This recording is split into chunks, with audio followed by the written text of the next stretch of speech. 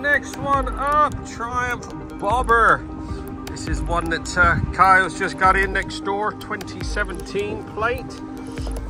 In for a bit of trot to TLC before it goes in the showroom. It's not terrible condition, just needs that little extra sparkle. We'll polish up those cases, get the exhaust minted up.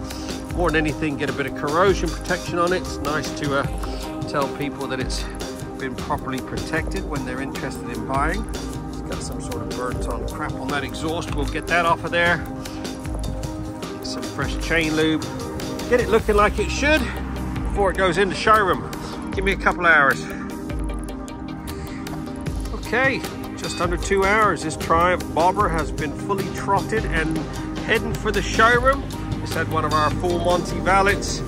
Every single one of these spokes was all scrubbed, all the discs.